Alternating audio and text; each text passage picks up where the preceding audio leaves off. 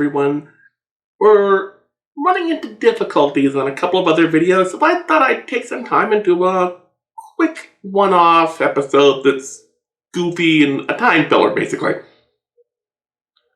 But before I start off, I want to say that I love Doctor Who.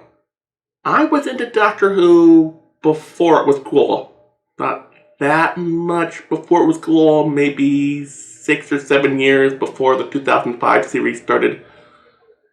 And believe it or not, I didn't originally watch the 2005 series because I couldn't get used to a Doctor Who that had not sucky special effects, acting that was really good, and stories that were completely coherent.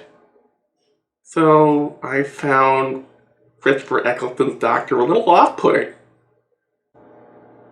My favorite Doctor, by the way, is the second Doctor, Patrick Troughton.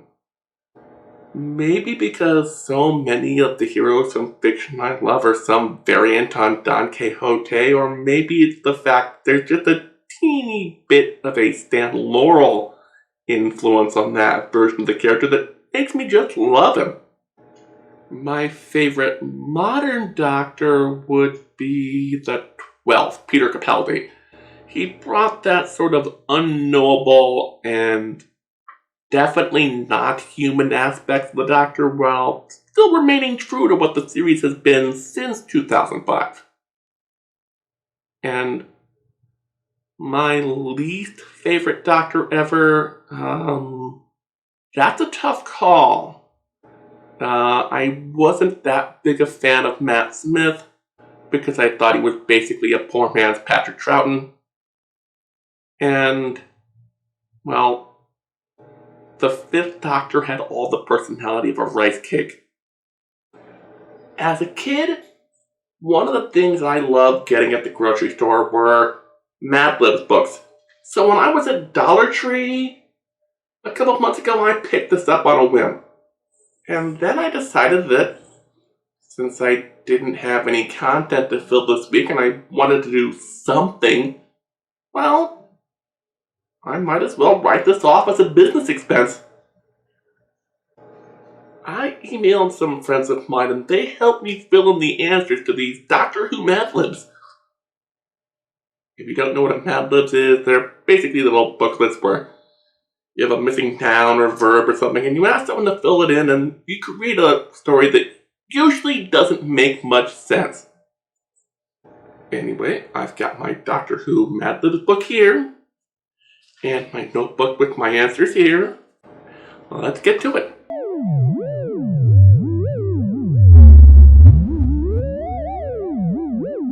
The first story I'm going to read is called Meet the Daleks, and I got a little help from this from my buddy John Arthur. I've known him in various writing groups for decades now. Anyway, here we go, introducing one of the Doctor's greatest threats, the Daleks. If there is one Boris that is associated with the Doctor more than any of his other foes, it's the depraved Belgians known as the Daleks. The Doctor has chased these terrible and slimy creatures from one corner of China to the other and through the fated expanse of the airplanes. These frigid villains had their potatoes stripped away and were left with only orphan rage and a singular hatred toward Gizmo. Where's your froggies? Where's your froggies? These twisted politicians have been encased in a glittering shell of metallic cheese that is digestively indestructible.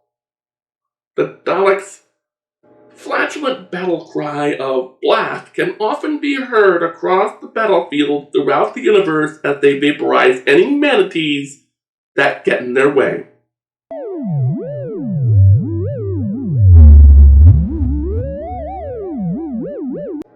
Next up, they came from Skaro. My friend Danny helped me out.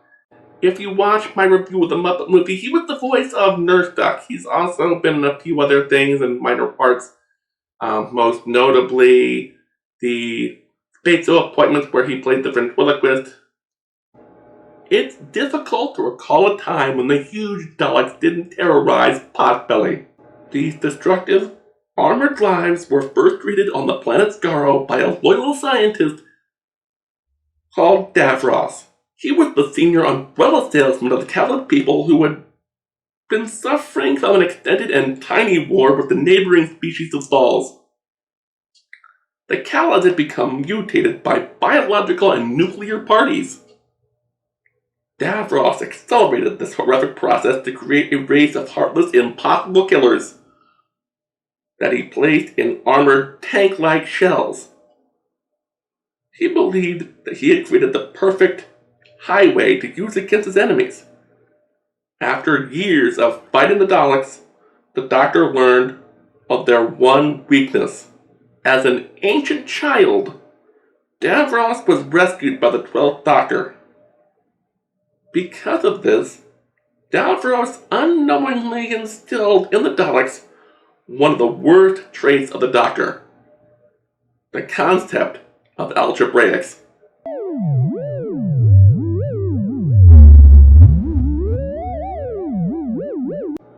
And now for our final story, Return of the Daleks. I asked my friend Roderick Bowes for help with this one, so be warned. It could get a little questionable. They say that all good peoples come to an end. Maybe that's why the Daleks never seem to go away. They lack even the tiniest moon of goodness and only wish to cause pain and bring destruction to all candies throughout the universe. Every time the Doctor thinks he's finally vanquished these crappy foes and eliminated them from every corner of the taco, they come back even more insane than before. That's why the Doctor was swimmingly willing to sacrifice everything to defeat the Daleks during the whole war, including destroying his own home planet of Ted and causing the extinction of all Time Lords. Imagine never being free from the fun attacks from these destructive bikes. That's what the Doctor has been dealing with for over 69 years. I hope you liked this little fill-in vid. If you did, leave a comment. Maybe I'll drag the Mad Libs book out again when I have an off week. Remember to hit that bell and subscribe. Oh, and if you really want to see the channel grow, visit patreon.com/ParityErrorFilms. Become a patron and, there's going to be some really big changes coming to the campaign soon, and you'll see some really weird and wonderful perks show up. But I can't reveal those just yet.